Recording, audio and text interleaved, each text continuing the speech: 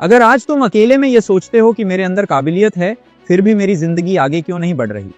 अगर तुम्हें रात में नींद नहीं आती क्योंकि मन सवालों से भरा रहता है, मैं गलत कहाँ हूं, मैं पीछे क्यों रह गया, मेरे साथ ही ऐसा क्यों, तो सच सुनो, समस्या तुम्हारी किस्मत नहीं है, तुम कमजोर नहीं हो, तुम सिर्फ अपनी अंदर की लड़ाई से भाग रहे हो।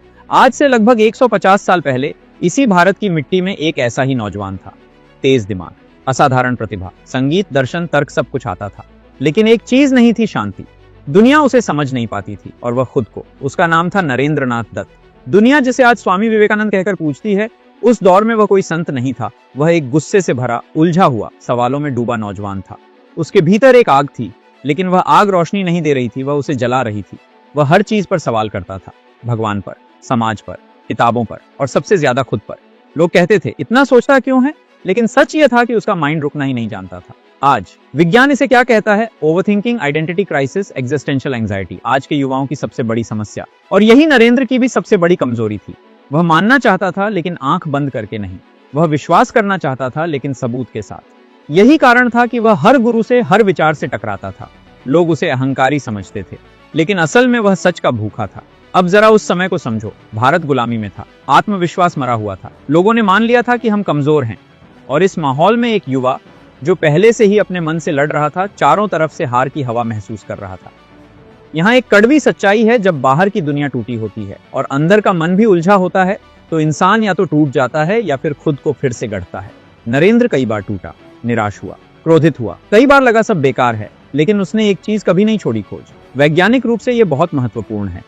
जो लोग अपने सवालों को दबाते नहीं, जो लोग अपनी उलझन से भागते नहीं, बल्कि उसे समझने की कोशिश करते हैं, वही लोग आगे चलकर मेंटल क्लैरिटी और आत्मविश्वास विकसित करते हैं।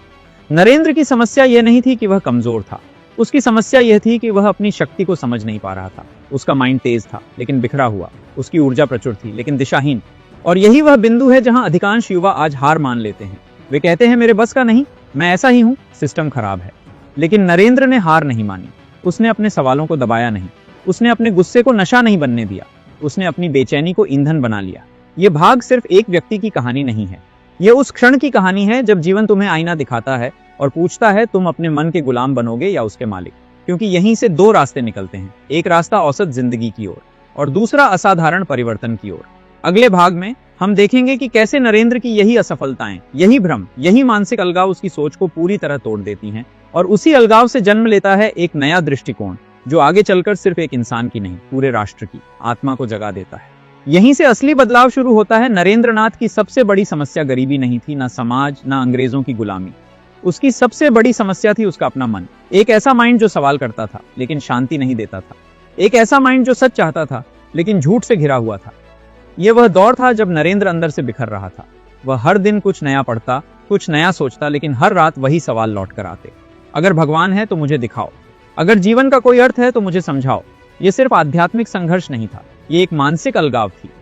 आज का विज्ञान कहता है, जब किसी इंसान की बुद्धि तेज होती है लेकिन भावनात्मक स्थिरता नहीं होती, तो वह व्यक्ति सबसे ज्यादा पीड़ा झेलता है। नरेंद्र उसी स्थिति में था। उसका इंटेलिजेंस कोशेंट यानी आईक्यू ऊंचा था, लेकिन इमोशनल कोशेंट बिखरा हुआ था। यही कारण था कि वह किसी भी गुरु को तुरंत स्वीकार नहीं करता था।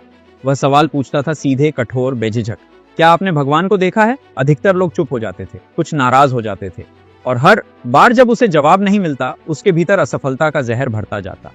यहाँ एक बहुत महत्वपूर्ण बात समझो, असफलता हमेशा परीक्षा में फेल होना नहीं होती। कई बार असफलता होती है संतोष न मिलना, दिशा न दिखना, खुद पर भरोसा टूट जाना। नरेंद्र इसी तरह की असफलता से गुजर रहा था।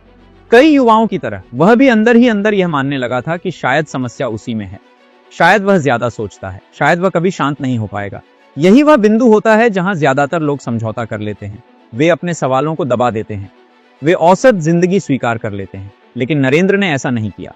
उसकी सोच तब टूटी जब उसने महसूस किया कि सिर्फ सवाल पूछने से उत्तर नहीं मिलते, उत्तर के लिए अनुभव चाहिए। यहीं से उसके भीतर एक बड़ा मानसिक बदलाव शुरू हुआ। आज इसे मनोविज्ञान में कहते हैं shift from intellectual thinking to experiential learning, यानी दिमाग से नहीं, पूरे अस्तित्व से समझना। और इसी खोज ने उसे एक ऐसे व्यक्ति तक पहुंचाया जो न तर्क से डरता था, न सवालों से। वह व्यक्ति था रामकृष्ण परमहंस। लेकिन ध्यान दो, नरेंद्र ने रामकृष्ण को भी तुरंत स्वीकार नहीं किया। उसने वही सवाल पूछा, क्या आपने भगवान को देखा है? और पहली बार किसी ने बिना घुमाए जवाब दिया, हाँ, जैसे मैं तुम्हें देख रहा हूं। यह जवाब नरेंद्र के मन पर नहीं, सीधे उसकी चेतना पर चोट था। यहीं उसकी सोच पूरी तरह हिल गई। वैज्ञानिक दृष्टि से देखें तो यह वह क्षण था जब नरेंद्र का मन मानसिक बोझ से बाहर आया। लेकिन यह कोई जादुई परिवर्तन नहीं था, ये एक धीमी पीड़ादायक प्रक्रिया थी। नरेंद्र को अपनी सबसे बड़ी कमजोरी से लड़ना पड़ा, उसके अहंकार से, उसकी बिखरी हुई ऊर्जा से, उसकी अधीरता से। आज के युवाओं के लिए यह सबसे बड़ा सबक है।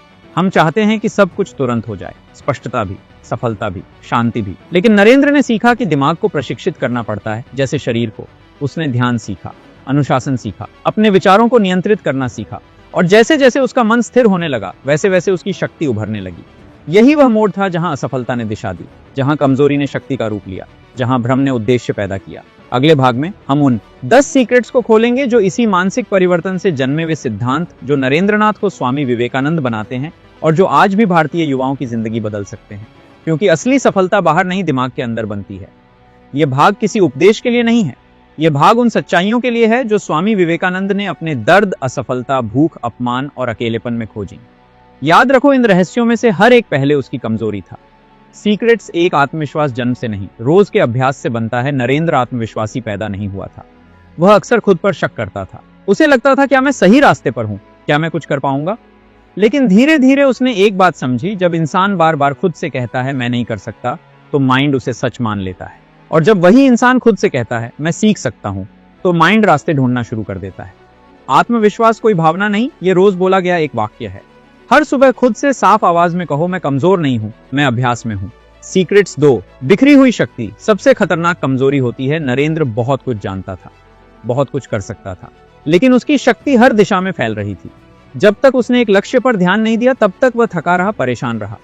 उसने सीखा, अगर सूरज की रोशनी फैल जाए तो गर्मी नहीं देती, लेकिन अगर वही रोशनी एक जगह केंद्रित हो जाए तो आग लगा सकती है। एक समय में एक सपना। आज सिर्फ एक काम चुनो और उसे पूरा करो। सीक्रेट्स 3, प्रेरणा इंतजार करवाती है, अनुशासन आगे बढ़ाता है। नरेंद्र हर दिन उत्साह से नहीं उठता था। कई दिन ऐसे थे जब मन नहीं करता था, लेकिन उसने अभ्यास छोड़ा नहीं। उसने समझा, प्रेरणा आए तो अच्छा, लेकिन जिंदगी प्रेरणा पर नहीं चलती। जो रोज किया जाए वही आदत बनता है। मन हो या ना हो, कम से कम थोड़ा करो।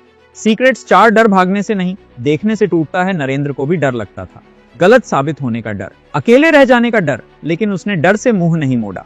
उसने डर की आंखों में आंखें डालकर देखा, और उसने पाया डर उतना बड़ा नहीं होता जितना माइंड उसे बना देता है। डर तुम्हें रोकने नहीं आया, डर तुम्हें मजबूत करने आया है। आज वही छोटा काम करो जिससे तुम डरते हो। सीक्रेट्स 5, कमजोर शरीर मजबूत सपनों का बोझ नहीं उठा सकता।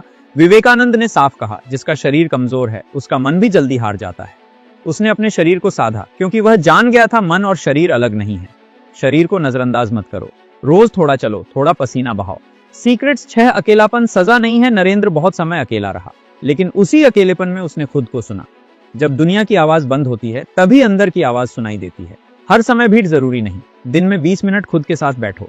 सीक्रेट्स 7, जब उद्देश्य बड़ा हो, दर्द छोटा लगने लगता है। नरेंद्र ने अपने लिए नहीं, भारत के लिए जीना चुना। जब लक्ष्य खुद से बड़ा होता है तो थकान शिकायत नहीं बनती। छोटा लक्ष्य, छोटा साहस, अपने सपने को किसी और की भलाई से जोड़ो। सीक्रेट्स 8, तुलना धीरे धीरे आत्मा को खत्म कर देती है। नरेंद्र ने कभी किसी की नकल नहीं की, उसने खुद को बनने का साहस रखा। तुलना इंसान को भीतर से खोखला कर देती है। सीक्रेट्स 9, ज्ञान तभी काम आता है जब वह जीवन में उतरे। नरेंद्र ने सिर्फ पढ़ा नहीं, उसने जिया। किताबें रास्ता दिखाती हैं, चलना खुद पड़ता है। जो सीखा वही आजमाया। आज सीखी एक बात पर अमल करो। सीक्रेट्स 10, खुद खड़ा इंसान पूरी पीढ़ी को खड़ा कर देता है। जब नरेंद्र ने खुद पर विश्वास किया, तब दुनिया ने उसकी आवाज सुनी। शिकागो का भाषण शब्दों का जादू नहीं था, वह आत्मविश्वास की गूंज थी। दुनिया से पहले खुद को जीतना पड़ता है। आज खुद को कम मत समझो। यह सीक्रेट्स किसी चमत्कार से नहीं आए, ये दर्द से निकले, संघर्ष में पले और अनुशासन में मजबूत हुए।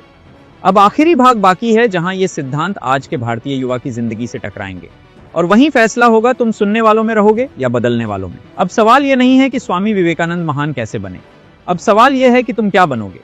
आज का भारतीय युवा किसी युद्ध के मैदान में नहीं है, लेकिन उसकी लड़ाई कहीं ज्यादा खतरनाक है। एक तरफ दबाव है परीक्षा का, नौकरी का, परिवार की उम्मीदों का। दूसरी तरफ भ्रम है, सोशल मीडिया की चमक, दूसरों की नकली सफलता, और हर पल यह डर कि मैं पीछे ना रह जाऊं। तुम मेहनत करते हो, तुम सपने देखते हो, लेकिन जब परिणाम नहीं आते तो सबसे पहले तुम खुद पर शक करने लगते हो। यहीं से पतन शुरू होता है। याद रखो, विवेकानंद भी यहीं खड़े थे, उलझन में, डर में, अकेलेपन में। फर्क सिर्फ इतना था कि उन्होंने अपनी कमजोरी को छिपाया नहीं, उन्होंने उसे समझा और फिर उसी से ताकत बनाई। आज अगर तुम बेरोजगार हो तो ये तुम्हारी पहचान नहीं है। आज अगर तुम परीक्षा में फेल हुए हो तो ये तुम्हारी सीमा नहीं है। आज अगर तुम गरीब हो तो ये तुम्हारा भविष्य नहीं है।